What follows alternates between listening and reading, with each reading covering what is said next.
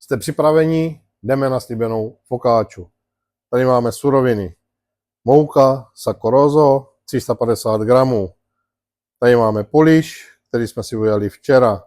Hlavní voda, tady máme rezervu. Nemusíme dát nutně celou vodu, vždycky si dáváme rezervu, aby jsme věděli, jak se nám těsto bude chovat. Tady máme olivový olej, extra virgin, tady máme sůl a já tady mám Levito Madre v sypkém stavu. Vy si dáte 2 gramy kvasnic, které si rozpustíte ve vodě. Já si nasypu Levito Madre do mouky a zamíchám si ho. Vy si dáte ty kvasnice do vody, jak jsem říkal. První si nalijeme vodu. Nenalijeme ji celou, dáme si tak 70%. Vezmeme si poliš a dáme si ho do vody.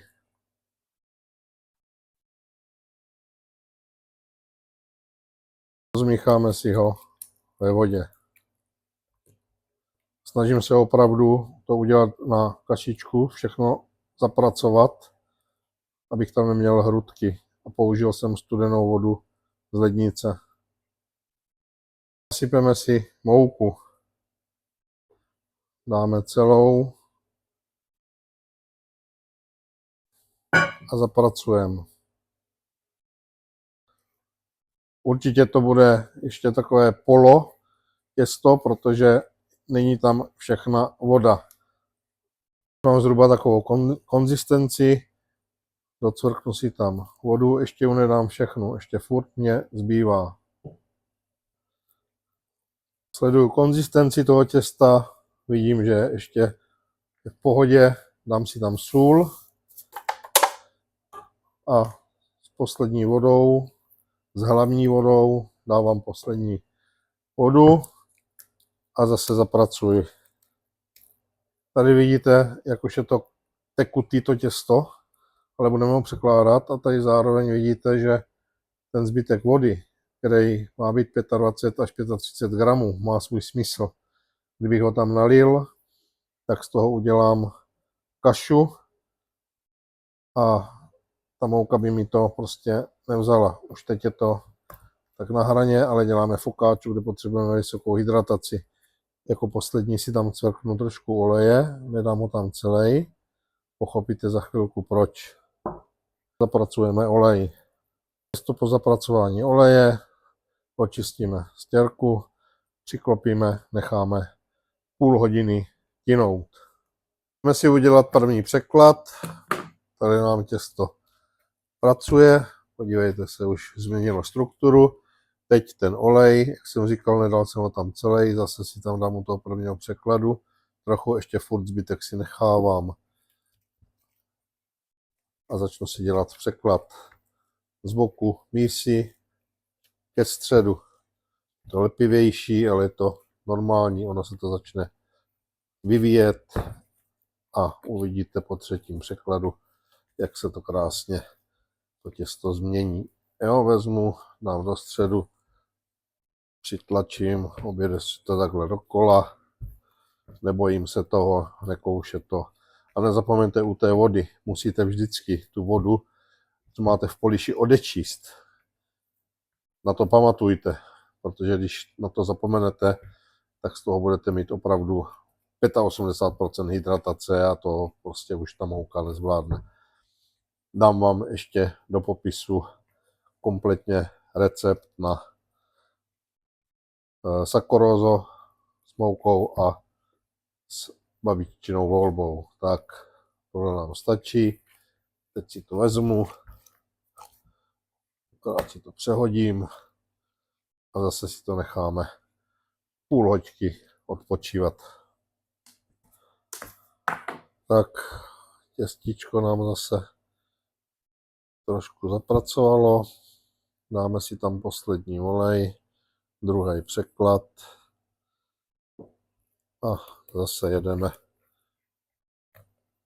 od boku, od stěn do středu. Vezmeme, promáčkneme. Krásně se nám mění ta struktura. Krása. Neděláme to mockrát, stačí fakt decentně. Tak.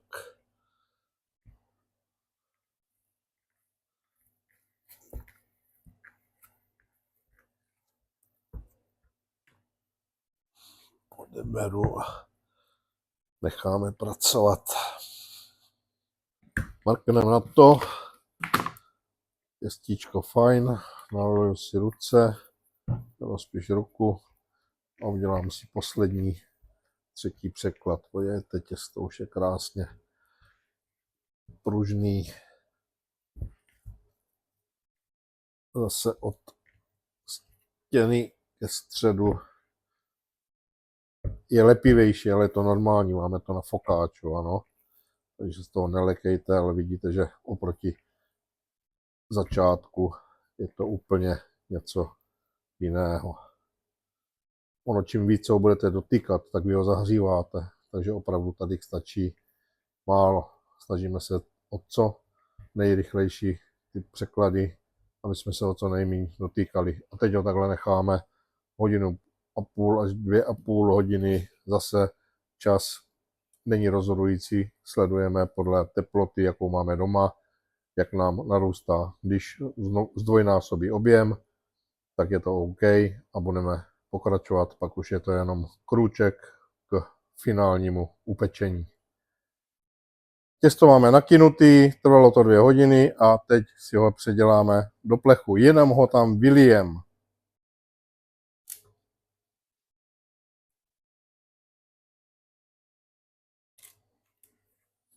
Tak, teď si tady ještě okolo nelejeme olej, protože potřebujeme, aby se nám to nelepilo. A teďka si krásně roztáhneme to těsto po tom plechu. Dotýkáme se ho co nejméně. Potřebujeme zachovat ty vzduchové bubliny, které se nám tam vytvoří, ty plyny, ty budeme potřebovat. Jo? Kdyby to bylo trošku tužší ještě furt, tak to nechte ještě stejně 15-20 minut dokynout a ono se to podá. Takže velice opatrně, ještě neděláme důlky, ty budeme právě až při tom kynutí 20-25 minut, takže opravdu jenom lehce. Takže takhle to necháme, to, že to není do rohu, nevadí, teď to bude ještě těch 25-20 minut kynout, pak si to doupravíme a zakryjeme to. Nedávejte tam utěrku, budete ji mít mastnou, ono to bude ještě nabývat, dejte si tam plech a máte hotovo. Zatímco nám to kyne, uděláme si solanku. Zapamatujete si to velice snadno, je to číslo na záchranku 155, znamená to 100 gramů vody, 50 gramů olivového oleje a 5 gramů soli. Nalijeme do misky vodu, olej a dáme sůl. A už to jenom smícháme a potom to použijeme na zalití těsta. Máme to i s gonkem, tak podívejte se. Je to řemeslo lidí, nemusíte to mít úplně to. A teď přijdou ty důlky, vidíte tady vzduchové bubliny, těch se nezbavujte. Když tady úplně ty tenky, tak ty vám zčernají. Ty prdnout můžete. No, vezmu solanku, zamíchám a lehce si to tady naliju. To, když tam nedáte celý, vůbec nic se neděje, ano. Je to prostě nějaký poměr, který by měl vyhovovat. Rozprostřu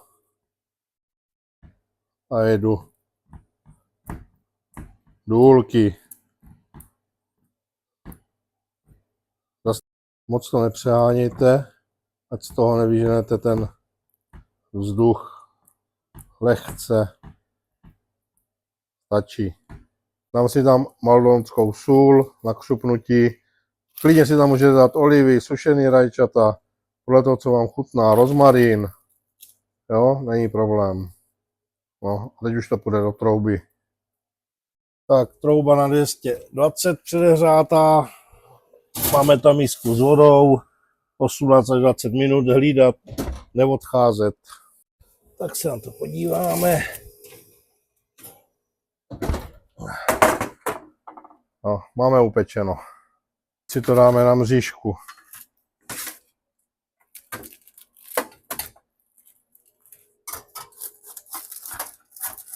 Možná.